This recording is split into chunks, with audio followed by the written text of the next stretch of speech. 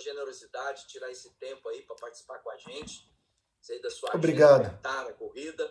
Muito obrigado, né, pela disposição e disponibilidade aí de ajudar a gente. Eu queria começar que você se apresentasse, contasse um pouquinho da sua história, sua família, e depois a gente falar um pouco do seu trabalho aí, que tem sido fantástico na cidade do Rio de Tá Janeiro. bom, Gabro. Olha, é uma honra ter sido convidado por você e escolhido entre tantos ministros do Brasil para participar dessa live. Sinto-me muito lisonjeado, honrado.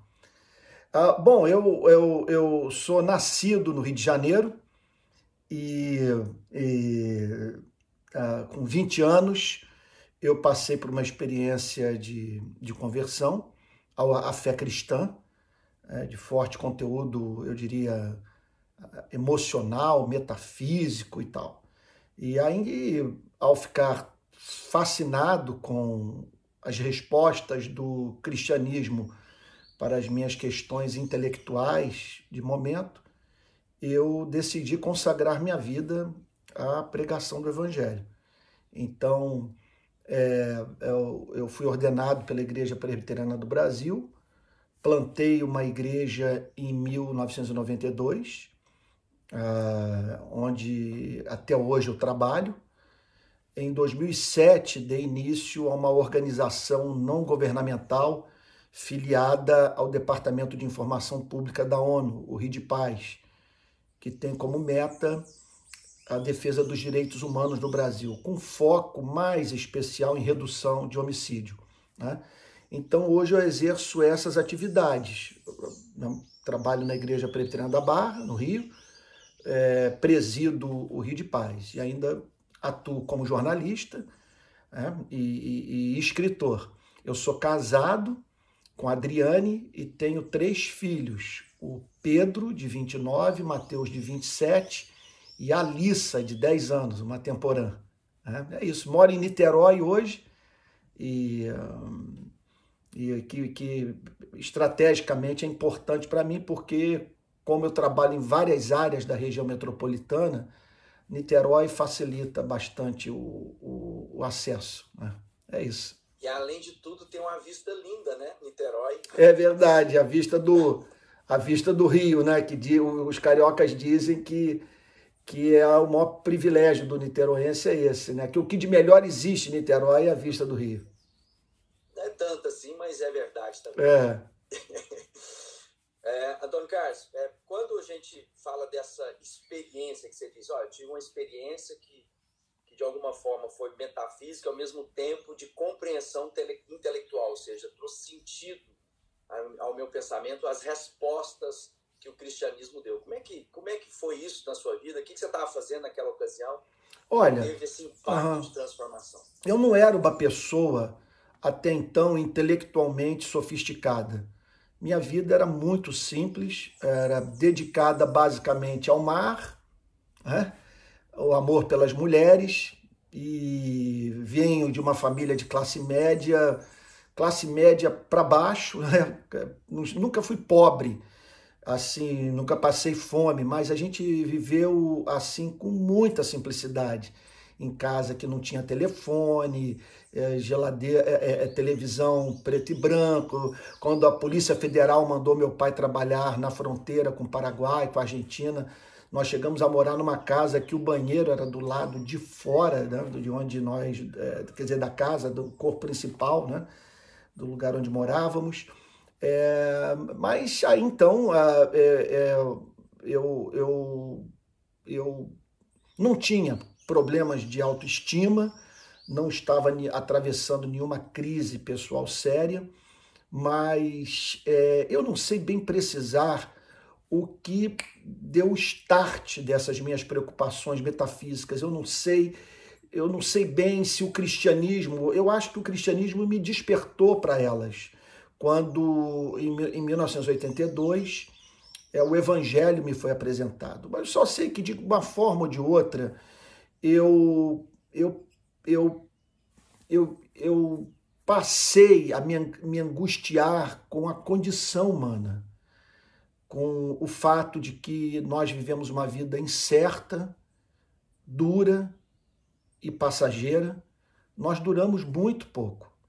e estamos caminhando inexoravelmente para um dia nos separarmos de todos e de tudo o que nós amamos. Daqui a pouco, a cidade onde moramos ficará vazia de nós. E no decurso de 1, 2 gerações, ninguém mais se lembrará do nosso nome. Então, com 20 anos, eu percebi tudo isso. E eu acho que eu poderia afirmar que o tema da morte, a brevidade da vida, essa história de voltarmos a ser poeira estelar, isso passou a ser visto por mim como alguma coisa que destituía a vida completamente de significado. Sabe? Falando assim, usando uma linguagem muito pobre, uma ilustração que talvez não seja condizente com a importância do tema, mas seria o seguinte: é você ir para uma partida de futebol do seu time, mas por algum motivo sabendo de antemão que ele vai perder. Sabe? Então, com 20 anos, ficou evidente para mim que a resposta não podia ser oferecida pela direita ou pela esquerda, que a questão não tinha a ver com política, com as melhorias de condição de vida nesse planeta, com a justiça social, com o fim da desigualdade. A questão era puramente metafísica. Para mim ficou evidente que só uma palavra podia atender esse tipo de demanda existencial. Ela se chama Deus, que Jesus Cristo substituiu pela palavra Pai. Então ali ficou claro que eu precisava de um ser infinito, que ele tem que ser infinito no sentido de perfeito em todos os seus atributos, um ser que exerce completo controle sobre a sua criação. Eu precisava, ficou evidente para mim com 20 anos, eu não tinha feito nenhum curso de filosofia, era um surfista da zona sul do Rio de Janeiro, mas ficou evidente para mim que eu precisava de um ser todo-poderoso, eu precisava de alguém mais forte do que as ameaças à minha felicidade, à minha própria vida, e alguém que tivesse interesse por mim.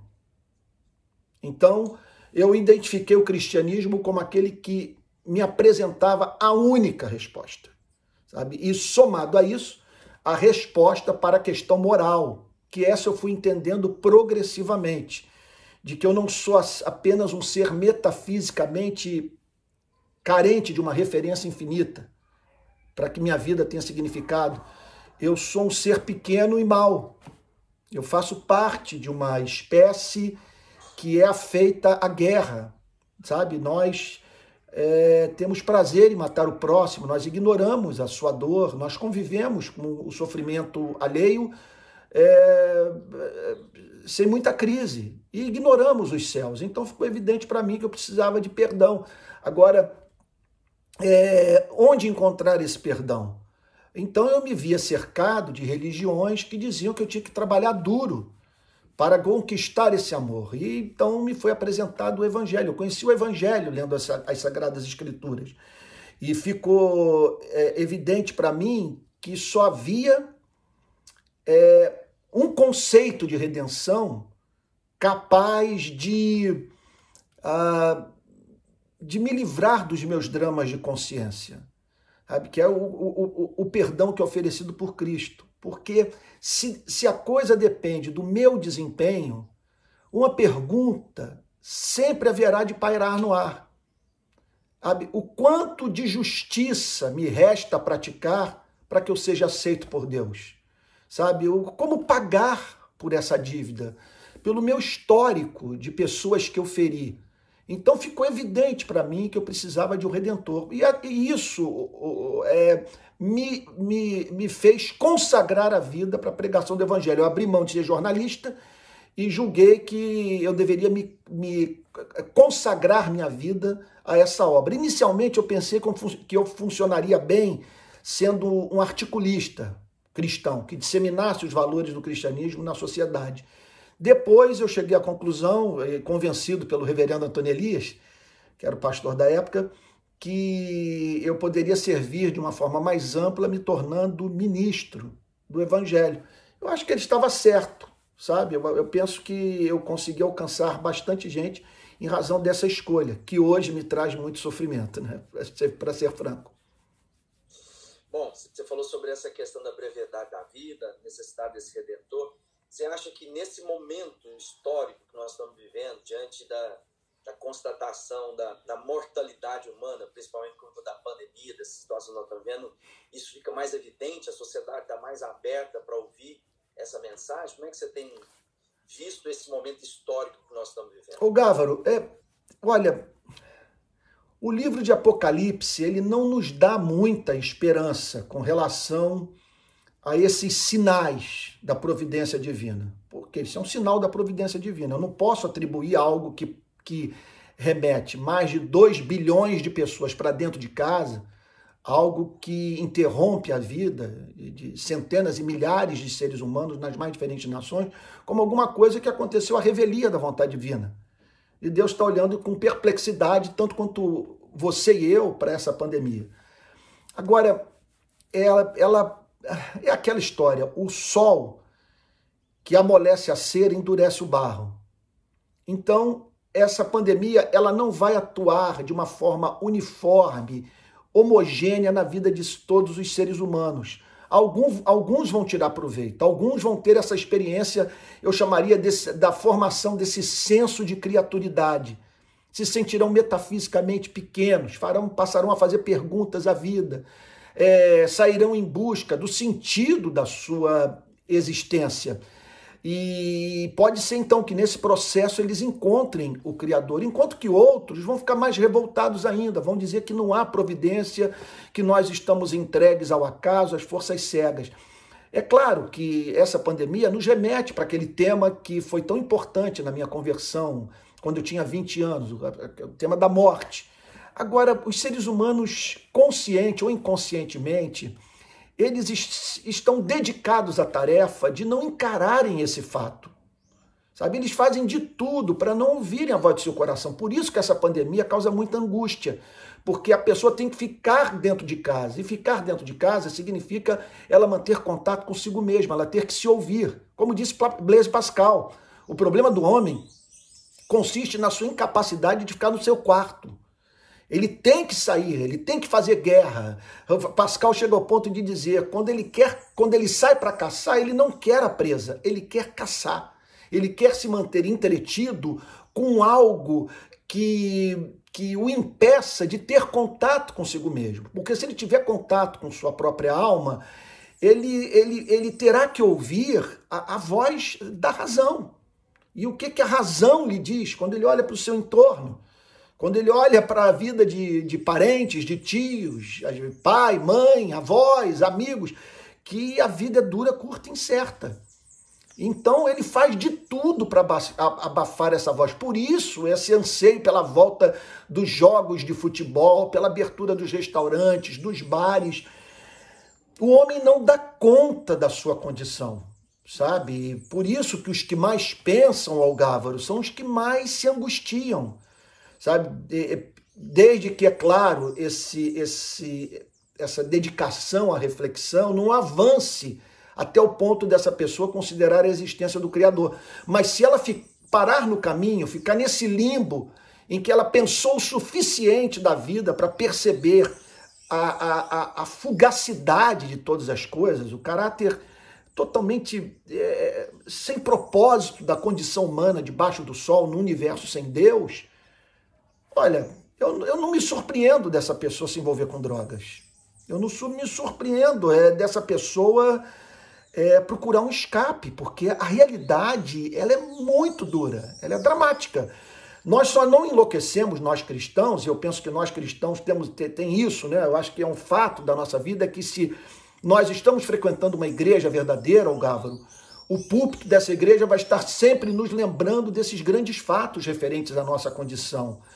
E por isso nós nos desesperamos pelo Evangelho, por isso nós não conseguimos viver sem transcendência, por isso nós oramos, porque igreja, quando a igreja funciona como deveria funcionar, ela não deixa de ser uma escola de filosofia, porque está sempre botando a gente para pensar nessas questões últimas. e pensar sobre elas sem essa referência, que é Cristo e com o seu evangelho, rapaz, é o fim. É muito ruim. É muito ruim estar ali. É muito frio, é muito frio. O cobertor é sempre curto. Bom, olhando para isso, recentemente eu vi um vídeo seu, estava assistindo ele, você falando sobre o tipo de homem, o tipo de crença você tem, essa coisa que transcende, que reconhece o próximo, que ama, né, que não se deixa levar por um lado ou por outro, mas que percebe as nuances, e que a resposta sempre vai ser dentro do evangelho e nunca fora dele. Fala um pouquinho sobre isso, né? Que tipo de... Quando você está dizendo, olha, uma igreja que o púlpito nos instiga a reconhecer quem nós somos, né? A nos levar à total dependência de Deus, a reconhecer os irmãos, a viver em comunidade. Como essa igreja precisa viver nesse tempo? Nós, como líderes, né, precisamos ser esse agente aí de proclamação. Ô Gávaro, o evangelho, ao mesmo tempo que causa encanto, tanto pela sua mensagem, quanto pelas lentes que ele põe nos nossos olhos, que nos permitem ver o encanto da vida. Sabe, é uma vida, é um mundo cheio de beleza. Eu estava agora fazendo minha devocional no Salmo 103, no Salmo 104, a terra está repleta da bondade de Deus. O Senhor se alegra com as obras das suas mãos. Ontem eu revi um filme chamado Beleza Americana. E uma parte do filme é dedicada à filmagem de um saco plástico sendo lançado de um lado por outro pelo vento.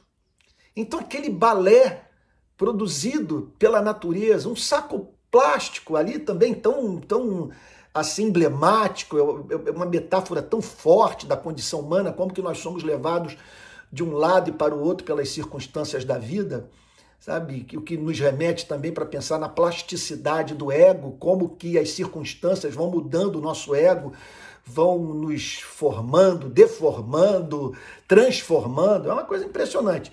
Então, o evangelho, ele lança um feitiço, é uma coisa assim que você se embasbaca com as flores, com os frutos, com os animais, sem ficar aqui de pieguice, com a beleza de uma criança, puxa vida, o esplendor, vamos assim dizer, de você amar e ser amado, o intercurso sexual com o objeto do seu amor, e a partir disso, a criação com a pessoa que você ama, a formação de um ser que é parte da sua vida e parte da vida da pessoa que você escolheu. Como que Poeira Estelar poderia conceber uma coisa como criar um universo como esse? Ele está cheio de pistas da existência de Deus, de marcas, de um propósito pessoal. Agora, ao mesmo tempo, o evangelho ele nos faz assim, perder o encanto, sabe, por muito daquilo que os seres humanos valorizam. E o evangelho, portanto, nos faz pegar tudo de leve nesse mundo, porque como somos seguidores de Jesus, é evidente para nós que é tudo muito efêmero, é tudo passageiro, e que não apenas isso, que os seres humanos mudam, que os seres humanos mentem, que os seres humanos constroem uma realidade socialmente construída para si mesmos, dentro da qual eles não conseguem viver. Eles formam prisões e o impressionante são carcereiros de si mesmos e cuidam das paredes para que essas paredes estejam sempre seguras, estáveis, para que esses que criaram essas prisões para si mesmos não escapem delas. Então, é claro que isso faz com que nós nos aproximemos de uma forma desapaixonada das ideologias políticas. Sabe? Qual é a gênese dessas ideologias?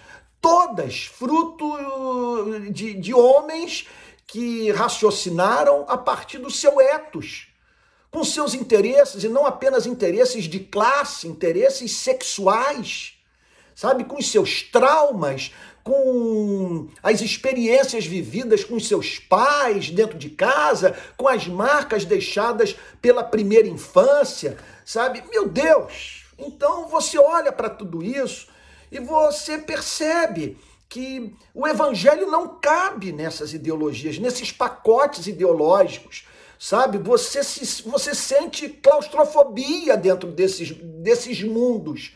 Então, para mim, escapa a minha compreensão como que uma pessoa pode fechar em totum com o liberalismo, ou com o neoliberalismo, ou com o marxismo, ou com o socialismo, ou o comunismo, porque eles não atendem às demandas do espírito humano, sabe? Eles não são ideologias que não são capazes de conceber o mundo com o qual Cristo nos faz sonhar. Então, portanto, nós somos encontrados lutando por causas, a partir da visão de mundo do Evangelho, que ora nos faz estar do lado da esquerda, ora nos faz estar ao lado da direita, sabe? Então, de forma que o cristão verdadeiro ele se torna um enigma para o não cristão. Eu diria que, como diz Martin Lloyd Jones, quando um não cristão entender o cristão, há muito cristão terá deixado de ser cristão, porque nós não pensamos com as categorias desse mundo. Ora, esse mundo é um mundo caído. É um mundo caído, um mundo que precisa de redenção.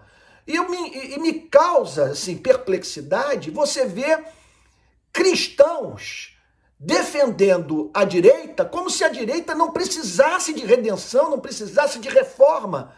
E cristãos marxistas que eles passam a impressão que pelo fato de uma pessoa ser marxista, ela já está redimida. Sabe, que você, quer dizer, é um negócio real. Então eu não tenho nada a pregar para aqueles que fazem parte da minoria que eu decidi defender, da pauta identitária que eu abracei, sabe? Então, na perspectiva de lutar pelos direitos dessas pessoas, eu acabo mantendo uma relação com essas mesmas pessoas como se elas não precisassem ouvir o evangelho, sabe? Dos meus lábios.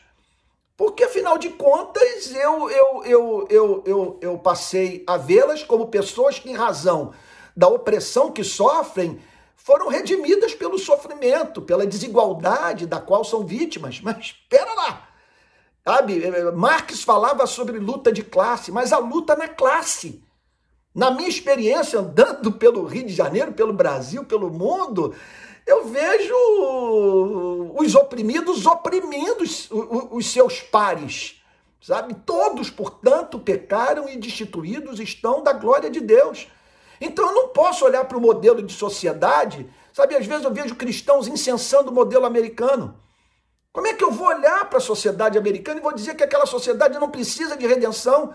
Como é que eu vou fazer defesa ideológica, seja do que for, sem provar concomitantemente daquela frustração de me ver diante de um sistema tão distante do ideal de Cristo para a vida em sociedade? É difícil entender como que uma pessoa pode lançar um olhar acrítico sobre Cuba ou sobre o que Hugo Chávez estava fazendo na Venezuela. Então é claro que esse cristão, sobre o qual eu falei naquele vídeo, né, acerca do qual você está fazendo menção, sabe, esse cristão vai apanhar dos dois lados. E eu vou lhe dizer, apanhar de bolsonarista não é diferente de apanhar de petista. Eu não sei se você já foi objeto da fúria petista, da fúria da esquerda.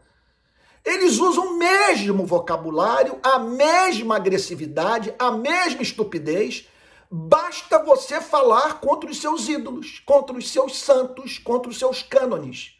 Então essa pessoa que não fechou com um lado nem com o outro, que só se curva diante de Jesus Cristo, é claro que essa pessoa vai ser objeto de ódio, vão chamá-la de isentão. sabe? Que ela tem que fazer uma escolha. Eu não tenho que fazer escolha coisa nenhuma. Eu não quero fazer... O maior amigo de Lula nesse país chama-se Jair Bolsonaro e aqueles que mantêm uma relação acrítica com Jair Bolsonaro. E os melhores amigos de Lula são aqueles que fecham. Tá entendendo? Quer dizer, você quer favorecer o bolsonarismo? Faça uma crítica ao bolsonarismo a partir de um relacionamento acrítico com o PT e com Lula. Você quer favorecer o petismo? Se envolva com o bolsonarismo até o talo, sabe? E faça uma crítica à esquerda a partir de um relacionamento acrítico com o bolsonarismo. Ora, eu quero é ser profeta, sabe? E não há como ser profeta nesse país e não bater nos dois lados, porque os dois lados são responsáveis por muita desgraça no Brasil. Hoje nós estamos vivendo esse momento que talvez até pela situação histórica, com o advento do smartphone, da internet na mão, tanta gente, uma polarização cada vez mais aguerrida e cheia de ódio, como você colocou, muita hostilidade, inclusive na boca de gente que tinha que trazer as boas novas, que tinha que trazer as esperanças. Você acha que isso é uma situação com o advento da internet que deu voz, ou simplesmente porque essas vozes sempre existiram, mas não tem jeito de se pronunciar? Essa hostilidade sempre esteve presente dentro da nossa sociedade. Você estava falando sobre o caçador, que está dentro do homem, a guerra, o homem está sempre querendo a opinião. E talvez, pessoalmente, essas pessoas não tenham tanta vigor na sua fala como eles têm coragem de fazer via internet. Como é que você tem visto esse momento? Algava, o comportamento dos evangélicos nas redes sociais, ele é sintomático do estado de penúria espiritual da igreja. Como explicar tanta boçalidade, estupidez, descortesia, desconstrução da imagem de ministros do evangelho? Sabe, como explicar pessoas que vivem curvadas sobre o lixo da igreja, remexendo nessa sujeira diariamente, para jubilosamente, após descobrir alguma loucura feita por algum evangelho, vir para as redes sociais e fazer a sua denúncia, sabe?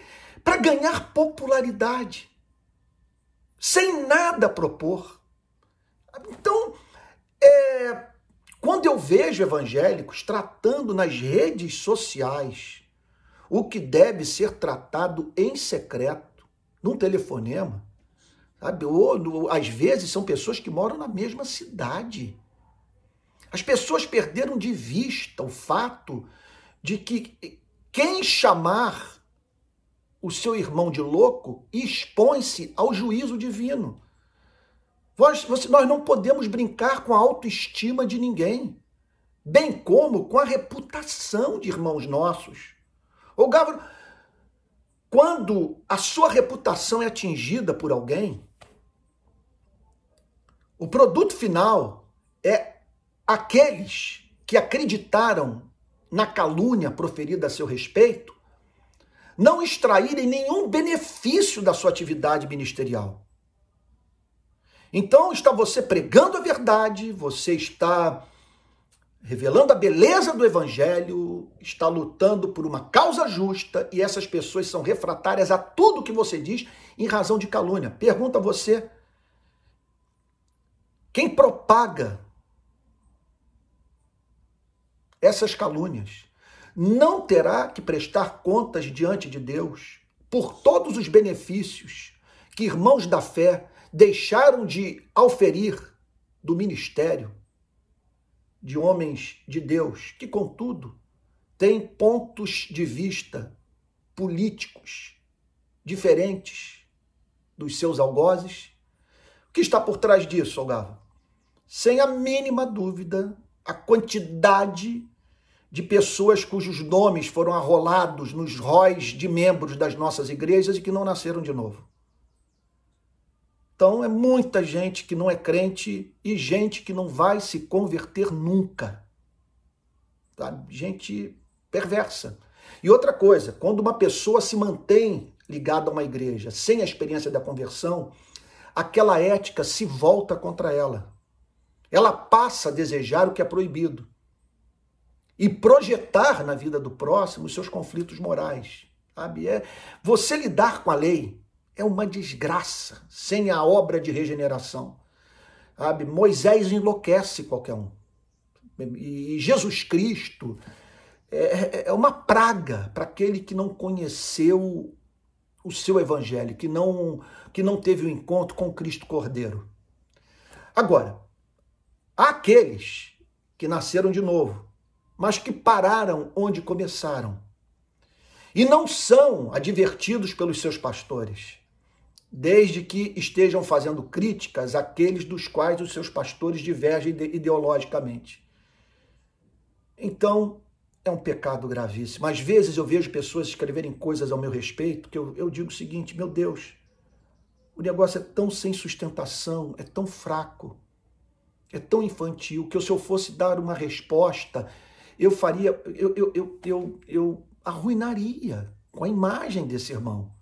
Às vezes também pessoas sobre as quais eu tenho informação, ou por ter vivido com elas os seus deslizes, ter sido testemunha, ou de saber por terceiros o que elas mesmas não imaginam que eu saiba.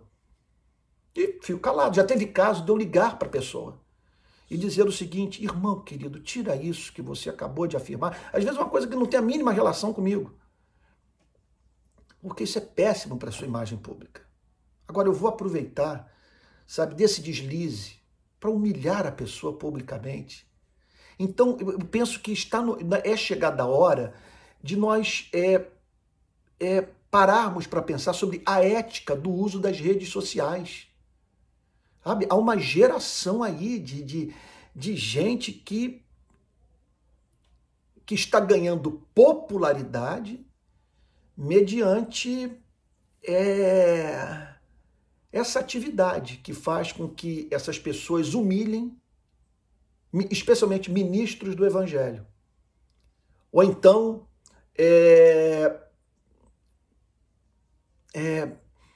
causem discussões públicas, bate-boca.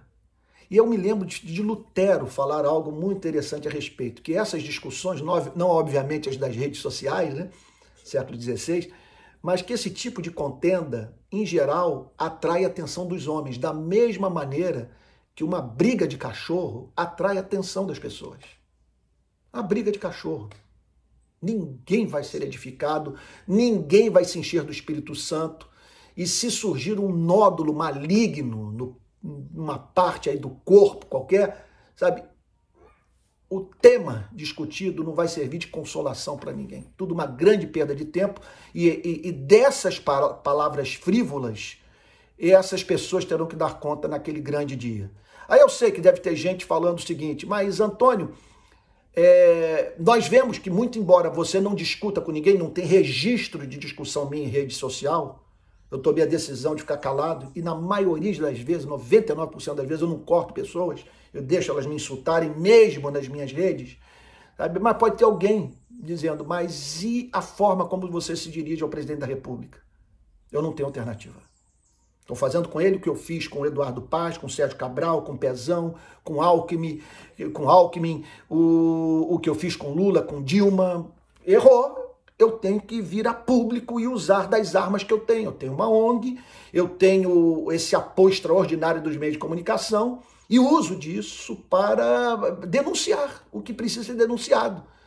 E é claro que os presidentes anteriores erraram, Lula errou, Dilma errou, Temer errou, e esse que está aí agora também tem errado. E não vou ficar calado. Isso é diferente, isso é profecia. Eu não tenho que poupá-lo. Se eu poupar, eu não vou estar poupando 210 milhões de brasileiros. Nós estamos vivendo um momento, olhando para o Rio de Janeiro, né, como cidade que você vive, trabalha há tantos anos. Como é que tem sido? A cidade maravilhosa, conhecido o cartão postal do Brasil, durante tantos esses anos. Quanta angústia, quantos desalentos, né, quantos desacertos. como a gente pode ajudar, né? Como a igreja pode se envolver nessa causa e mudar a realidade de uma cidade tão importante no contexto brasileiro, e que tem... você já estava falando com o irmão Silfarn, que é aí também do Rio de Janeiro, eu falei assim, talvez a última resistência moral seja as mães, né? Dentro dessas comunidades, orando pelos seus filhos, talvez seja a única voz que esses homens violentos respeitam hoje. Como é que você está olhando para o Rio? O que a gente pode ajudar? Como a igreja tem que orar? Como ela tem que agir? Ô Gávaro, o Rio, na verdade, é o Brasil. O que acontece aqui na cidade tem repercussão no país inteiro, porque é o coração da cultura brasileira, continua sendo, não é a cidade, não é o estado do dinheiro, mas é o estado da extraordinária influência cultural. A gente percebe isso com muita clareza. Eu não sei se o Rio de Paz teria a projeção mundial que tem se eu tivesse começado o movimento numa outra cidade do Brasil, sabe? Então, foi a capital do país, né? Foi sede do Império aqui no Rio de Janeiro. O Rio de Janeiro deixou de ser a capital subitamente, então provou desse esvaziamento. É uma cidade que recebeu milhões de escravos, era a porta para a entrada de número incontável de escravos no país. E o problema não foi o recebimento de africanos no Rio de Janeiro, mas o recebimento de seres humanos que chegaram aqui para ser tratados como animais. E é claro que isso se refletiu na vida da cidade, da região metropolitana do Rio de Janeiro como um todo. Porque quando esses homens que eram vistos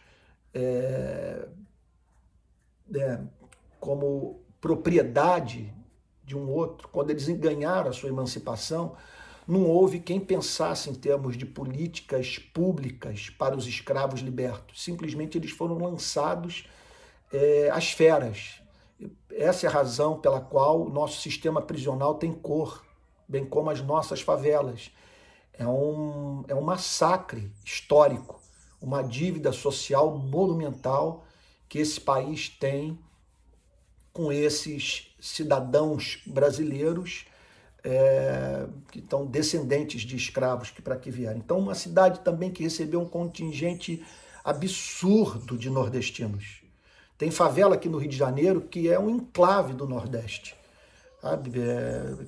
A favela de Rio das Pedras, por exemplo, parece que você está no Nordeste. Em todas as favelas que eu ando, você tem muito nordestino ou descendente de nordestino. Então, de pessoas que vieram para cá para fugir da seca, do desemprego, da fome, e que tiveram que encarar a impessoalidade da cidade, sabe? E a falta de oportunidade de vida, ou então os subempregos que lhes eram oferecidos, e foram para morar nas favelas, ao lado daqueles que ali já estavam vindo de todo um passado de opressão. E aí chegam aqui, quer dizer, essa cidade, portanto, ela se torna a sede da repressão militar, no chamado período da ditadura militar, é a cidade, então, da tortura, da perseguição política. Meu Deus! E vai se formando aqui uma mentalidade policial que tem como característica as forças policiais trabalharem para a defesa e a preservação do Estado, e não a defesa e a preservação do povo.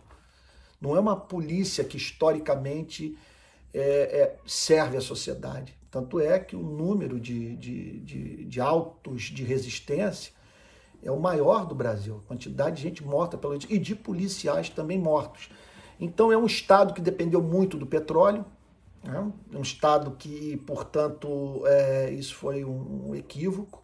Aí quando veio a crise que se abateu sobre a produção de petróleo, no Rio de Janeiro, no Brasil, isso afetou profundamente a economia, um histórico de governos corruptos, né? Então é um estado que, vamos assim, uma cidade, falando assim mais especificamente do Rio de Janeiro, que o que compensa você viver nela é a sua extraordinária beleza natural, o que há também de extraordinário na sua cultura, né? E isso compensa tudo. E agora eu tenho esperança que daqui vai surgir algo que será conhecido no mundo. Eu creio que nós vamos vencer essa batalha, porque outras cidades venceram, sabe? E é possível nós vencermos também. E depois nós já percebemos que alguns modelos se esgotaram. Sabe, modelo, por exemplo, de segurança pública baseado no tiro, pancada e bomba, todos hoje, quer dizer, grande parte da sociedade, as autoridades públicas, no meio acadêmico, já sabe que isso não deu certo, nunca deu certo, jamais dará certo. Então, é isso. Outro ponto também que fez com que a gente sofresse muito foi o Rio de Janeiro tem sido oposição ao governo federal há muitos anos. Sabe? Então, e como os estados da federação dependem muito de verbas da União, o Rio de Janeiro, em não poucas ocasiões, foi muito, muito prejudicado por isso, pelas brigas entre os governadores do estado do Rio de Janeiro e o presidente da República, né? E o partido, portanto, que estava à frente do Poder Executivo, da União. É isso, é uma história longa, dá para escrever um livro, teria muito mais a falar, mas eu não quero cansar ninguém com esse tipo de assunto tão árido. Mas eu continuo amando muito o Rio de Janeiro e eu confesso a você, eu não saio daqui por nada, sou apaixonado pela cidade. E a redenção, porque afinal de contas de tudo é a cidade do Cristo Redentor, né, Antônio Carlos? Então, a redenção, a esperança para aquilo que pode ser visto. Bom, pensando nesse momento que nós estamos vivendo no Brasil, eu queria saber de você, assim, olhando para a igreja no Brasil, né? A família da fé. Como é que está seu coração para a igreja? A igreja escreveu, de 2018 para cá, a página mais triste da sua história, sem a mínima dúvida, eu vou morrer dizendo isso. Os pastores não tinham direito de dizer que um determinado candidato era o candidato de Deus. Não tinham direito de dar apoio institucional a esse candidato. E é sintomático, no primeiro turno, esse candidato ter contado com o apoio de 73% dos evangélicos. Então, houve em muitos setores da igreja um apoio institucional e outro erro também gravíssimo é que os que deram o apoio a ele, pessoal, institucional, não tiveram peito para fazer as necessárias, as proféticas e justíssimas críticas que deveriam ter sido feitas àquilo que ele falou, àquilo que ele fez e que é escancaradamente antagônico ao espírito do Evangelho. Então, hoje, essa é uma igreja odiada por grande parte da sociedade, vivendo a maior crise de credibilidade da sua história. Isso é inegável. Somos odiados, sabe? É ódio na universidade, é ódio nos meios de comunicação, sabe? E hoje setores inteiros da sociedade brasileira não querem contato com os evangélicos. E nós contribuímos para isso, sem a mínima dúvida. Então, o que está por trás disso tudo? Eu estou absolutamente certo do fato de que essa igreja não vai mudar sem a conversão dos seus pastores, sem uma reforma do púlpito. Porque sem profecia, o povo se corrompe. A igreja não passa do púlpito mesmo. Púlpito fraco, igreja fraca. Essa igreja que está aí é muito reflexo da pregação que houve. Então, que espécie de pregação? Uma pregação que confunde pregar a Bíblia com pregar o Evangelho. Uma coisa é pregar a Bíblia, outra coisa é pregar o Evangelho. Você pode ficar um ano inteiro pregando a Bíblia sem pregar o Evangelho. O Evangelho é uma mensagem que está dentro da Bíblia. E o que o Evangelho declara é que somente ele liberta. Não é a Bíblia que liberta, é o Evangelho que liberta. A Bíblia, quando lida, interpretada sem a luz do Evangelho, ela mata, ela adoece o espírito. É um livro perigosíssimo. O apóstolo Paulo deixa isso muito claro na carta aos Romanos, no capítulo 7, a partir do verso 1. Ele chega ao ponto de dizer que devido à debilidade da nossa carne, o próprio discurso da lei milita contra a nossa santidade. A lei não santifica, porque ela nos faz desejar o que ela proíbe. Então, é uma pregação em que o pastor está trabalhando mais para Moisés do que para Jesus Cristo. Prega mais moralidade do que prega o Evangelho. Então, são pastores muito despreparados. São pastores com sérias deficiências do ponto de vista do ensino fundamental e médio, pastores que não passaram por universidade. Muitos desses pastores são filhos de pastores, não têm nenhuma vivência pública, ou pastores que não passaram por nenhuma atividade profissional fora da igreja, não têm experiência fora das quatro paredes da igreja. Então, pastores com sérias deficiências quanto ao uso da própria língua portuguesa, o que se reflete no púlpito e na interpretação das Sagradas Escrituras. Ele não tem bagagem teológica, são poucos os seminários que estão funcionando bem no Brasil, o investimento no trabalho do teólogo é mínimo, nós só vemos como digno de receber o investimento financeiro da igreja o pastor ou aqueles que trabalham como seus auxiliares. Mas essa pessoa que é dedicada à reflexão, que tem todo o tempo do mundo para ler, para escrever, não é que essa pessoa vai viver numa redoma, ela vai ter contato com as pessoas, ela vai ser membro de uma igreja, sabe? Ela vai ser encontrada subindo e descendo morro, visitando os bolsões de miséria da sociedade, mas ela vai estar livre daquelas atividades da agenda semanal da igreja que rouba o tempo do mestre para a reflexão, e sem a qual a igreja não cresce. Não cresce, porque o método do Espírito Santo de fazer a igreja crescer, historicamente, é esse. Primeiro, a igreja conhece a verdade. Segundo, o Espírito Santo ilumina a verdade, a fim de que a igreja se apaixone pela verdade e pratique a verdade. Agora, se a igreja não conhece a verdade, não há material a ser iluminado.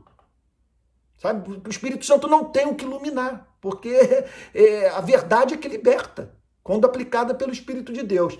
Então, são pastores que não têm conhecimento de teologia sistemática. Eu nunca vi bom pregador que não conhecesse teologia sistemática, porque a teologia sistemática é que sempre vai levar o pregador a ver aquilo que na própria Bíblia é contraponto à doutrina que ele está levando para o púlpito, que apresenta um lado dessa doutrina que o texto sobre o qual ele está falando não revela completamente. Então, são pastores com dificuldade com teologia bíblica, não dispõem de bons comentários, não sabem fazer exegese do texto, e nós não podemos esquecer que a Bíblia é a mãe de todas as heresias. Todas as heresias são produto de textos tirados do seu contexto. Também pouco conhecimento de apologética, da relação entre cristianismo e filosofia, por isso que muitos universitários cristãos, muitos jovens cristãos, quando se tornam universitários, chegam nas universidades, eles têm sua fé abalada. Esse fenômeno hoje está em curso nos Estados Unidos, porque a escola dominical não prepara o jovem para o debate acadêmico. Também falta de conhecimento da história do cristianismo, conhecer o passado. Se você não conhecer o passado, você vai repetir os erros, sabe, que foram cometidos por aqueles que o antecederam, porque, de certa forma, nada é novo.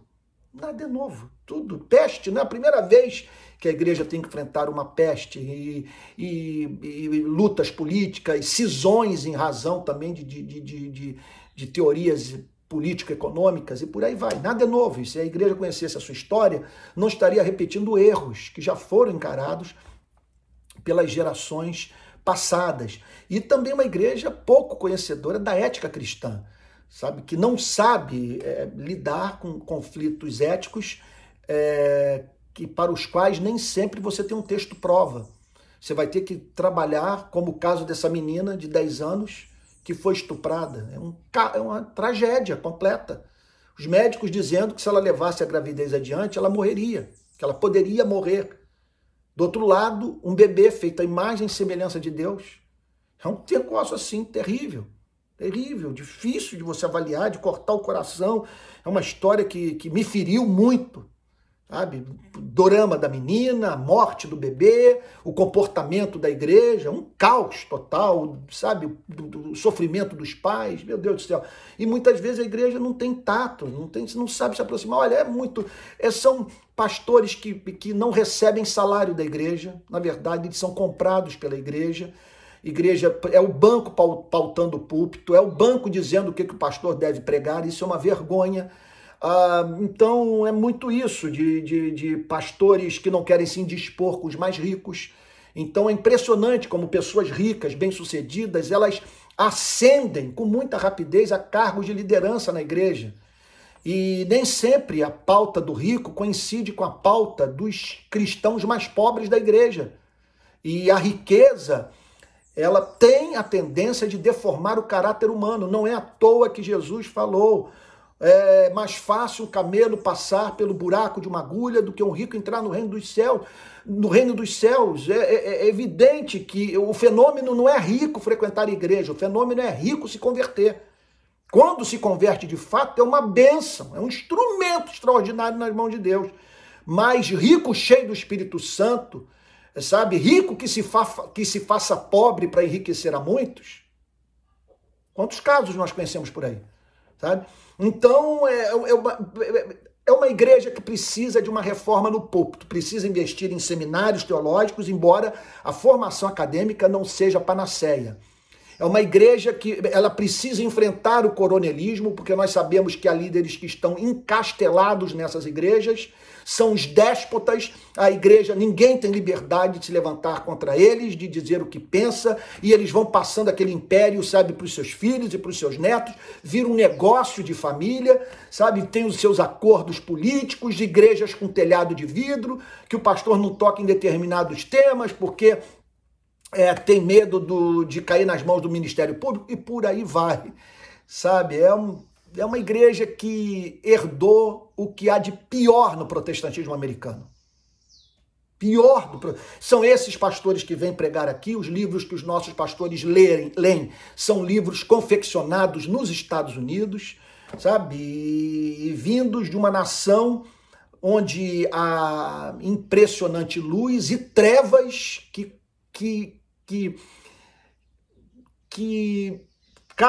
causam desgraça no planeta inteiro. É impressionante como que essa nação ela tem contribuído para o bem e a destruição da humanidade. E a igreja dos Estados Unidos da América, essa igreja aqui em grande parte, uma igreja de estômago cheio, dentro da qual eu identifico alguns dos cristãos mais lindos que eu conheço, de gente que serve a Jesus Cristo, mas é fato fora de controvérsia que parte dessa igreja é uma igreja de estômago forrado. É uma igreja de pessoas que não conhecem nem de longe, não vivenciam nem de longe os dramas vividos pelo povo brasileiro. Quantos pastores americanos vivem o que nós vivemos aqui no Brasil? Quantos pastores americanos, no caminho de sua casa para a igreja, têm que passar por 5 favelas? Quantos pastores americanos já foram chamados 10 horas da noite para correr para a favela para fazer uma mediação entre comunidade e policiais, porque a polícia matou um morador inocente? Sabe? Quantos pastores americanos lidam com os conflitos éticos, sabe, com o que nós enfrentamos no Brasil, com essa desigualdade brutal que nós vemos? Não é uma desigualdade qualquer, não é que um tem iPhone 11 e o outro não pode comprar iPhone 11. É que um tem iPhone 11 e o outro não tem banheiro dentro de casa, sabe? Não tem onde defecar. É isso. Mas essa igreja, Gávaro, ela tem algumas das pessoas mais lindas que eu conheço nesse país.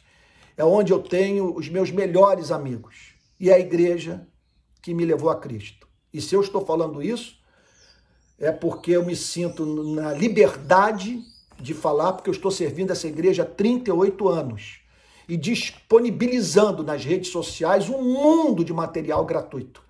Você sabe, pregando, correndo o Brasil, aconselhando pessoas, socorrendo pastores, porque não dá para você ser profeta dessa igreja, profetizar para essa igreja com os olhos secos e sem ter nada a propor, sem estender a mão, sem lutar por ela. Ela está apanhando muito e apanhando de pessoas que não têm moral para falar dessa igreja.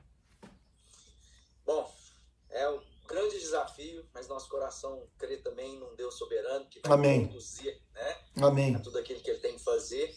E ele não se deixa zombar, né? Tem muita gente Amém. achando que Deus não existe ou que ele é idiota, né? Que está falando em nome de Deus coisas que Deus nunca falou. Sem dúvida. Então se arvorando, né?